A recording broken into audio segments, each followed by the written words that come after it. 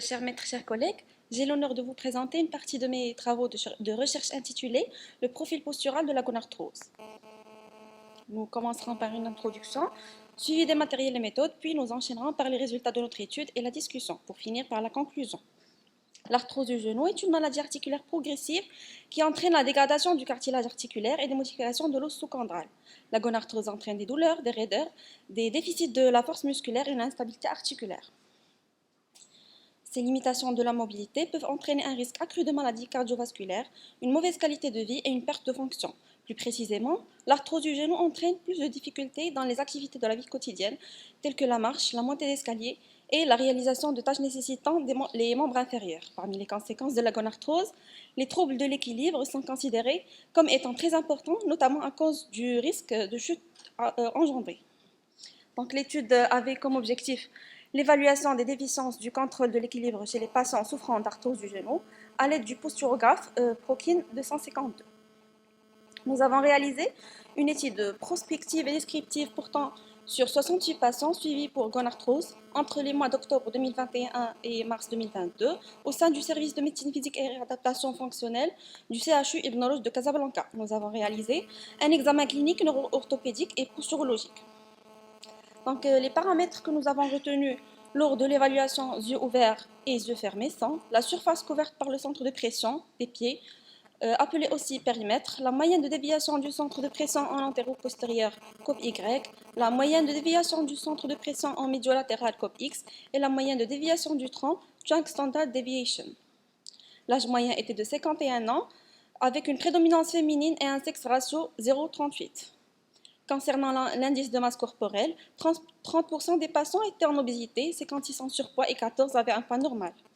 53% des patients présentaient une gonarthrose du côté droit, 30% du côté gauche et 17% une gonarthrose bilatérale. L'échelle visuelle analogique était de 6 sur 10 chez 60% des patients. Au bilan articulaire du genou, 48% des patients avaient une flexion à 130 degrés, 29 à 110 degrés et 23 avaient une flexion inférieure ou égale à 100 degrés. 10% des patients présentaient un flexion de moins 10 degrés. Au testis musculaire, au niveau du quadriceps, 18% des patients avaient un testin à 5 cinquièmes, 49 à 4 cinquièmes et 32 avaient un testin inférieur ou égal à 3 cinquièmes. Pour les ischio-jambiers, 22% avaient un testin à 5 cinquièmes, 53% à 4 cinquièmes et 32% avaient un testin inférieur ou égal à 3 cinquièmes. Pour le bilan fonctionnel, l'échelle de Homack était en moyenne de 54. Et concernant l'échelle de Leuken, 9% présentaient un handicap extrême, 14% un handicap très important, 21% un handicap important, 47% un handicap moyen et 17% un handicap modeste. À l'évaluation posturale sur la plateforme Prokin 252 durant la phase yeux ouverts, le périmètre moyen était de 371,2 mm², la cope Y à 12,64 mm, la cope X à 14,32 mm et le Trunk Standard Deviation à 0,64 degrés. À l'évaluation posturale sur la plateforme durant la phase yeux fermés, le périmètre moyen était de 455,72 mm, la cope Y à 17,46 mm, la cope X à 9,61 mm et le Trunk Standard Deviation à 0,63 degrés. Les dommages articulaires chez les patients porteurs de gonarthrose peuvent réduire la force du quadriceps, diminuer la sensibilité proprioceptive du genou et conduire finalement à une déficience de la stabilité posturale et à une réduction des capacités fonctionnelles du genou.